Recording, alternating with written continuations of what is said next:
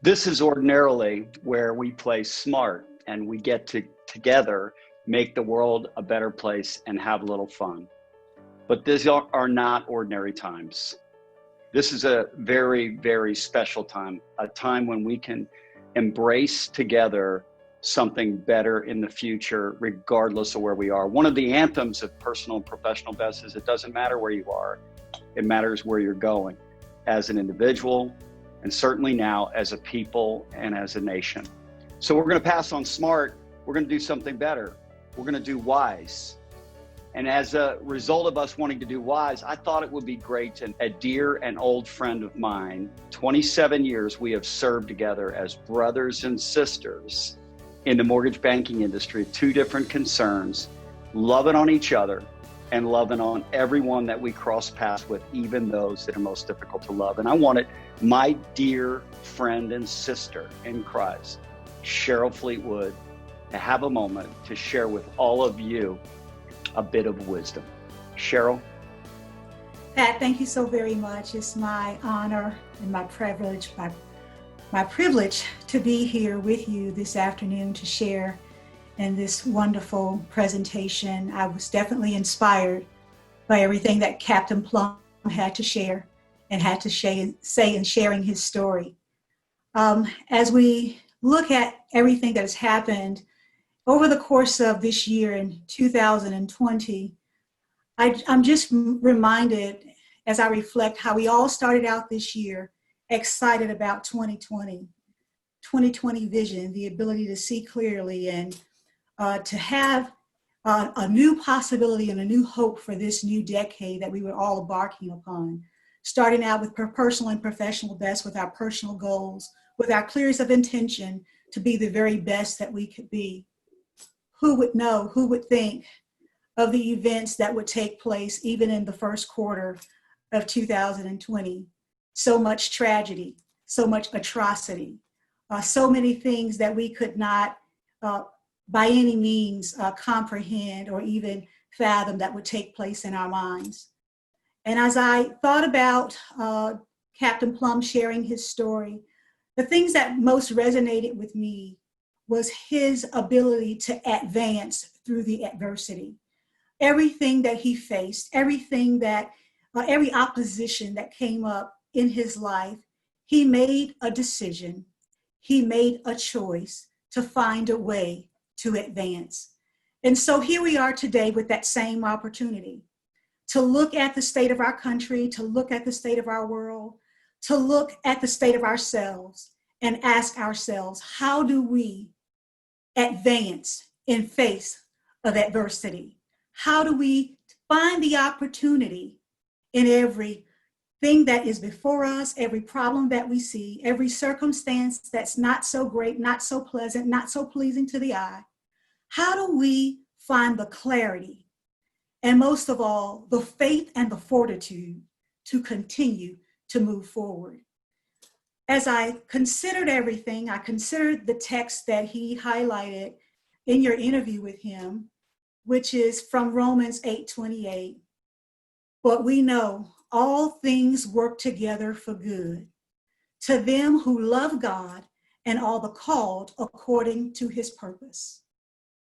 That text is so profound that we could ask ourselves today, when we look at every circumstance and situation, to come to a conclusion of the matter and say, for we know all things work together for good. In the midst of all of this uncertainty, what is it that we know for certain? What is it that we know for certain? What is it that we know for sure?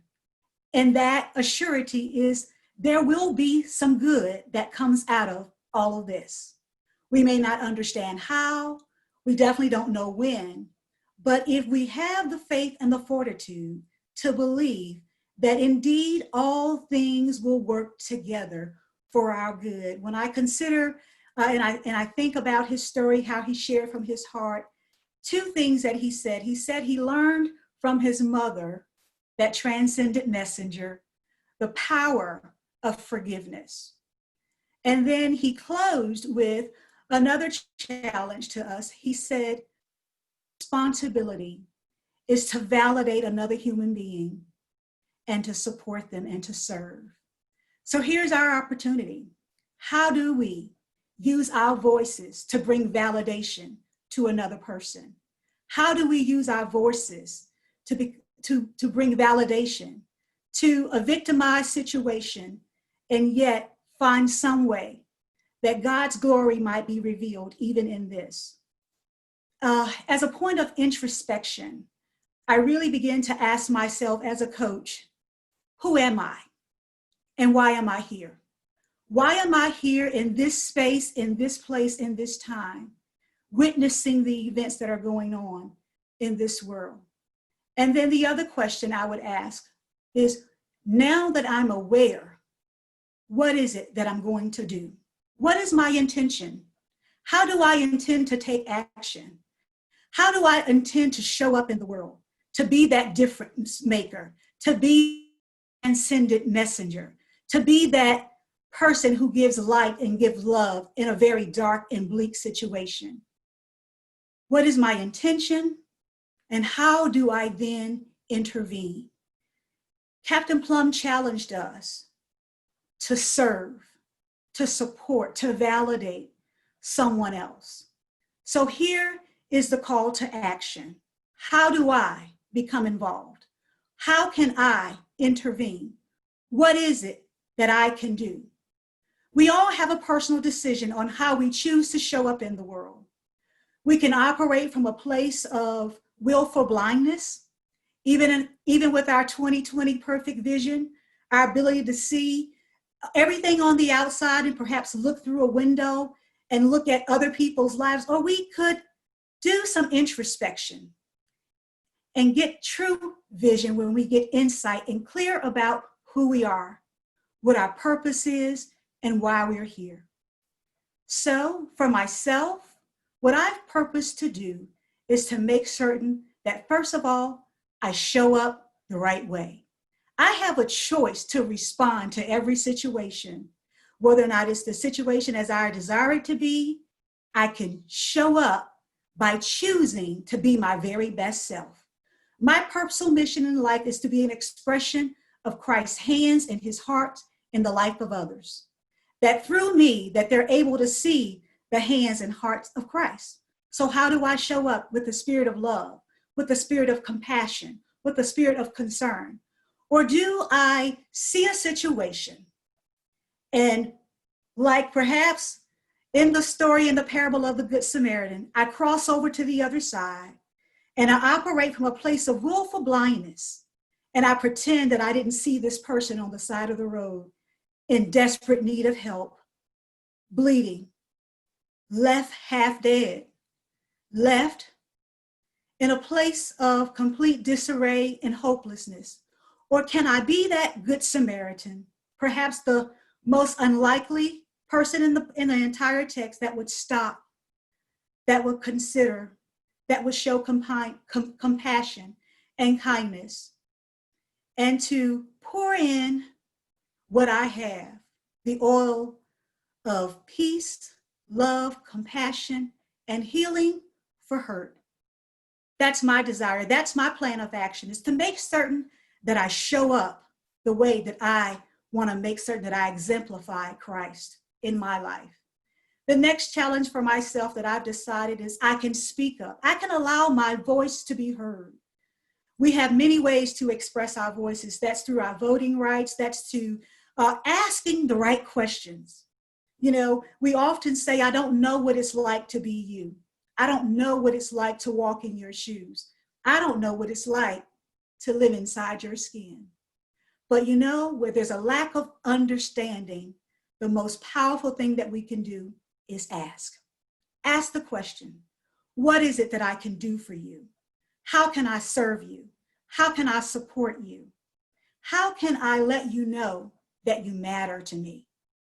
And so I can make certain that I use my voice in my spheres of influence, in my family, in my community, in my workplace, to make certain that I use my voice, that I speak up, I speak out to the injustices that I see, But most of all, I become engaged in being a part of the solution.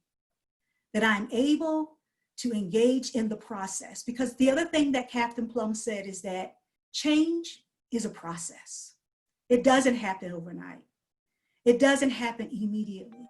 Things don't come together as quickly as we would like them to come together, but we must stay committed to the process. So we have to keep speaking, keep talking, keep sharing.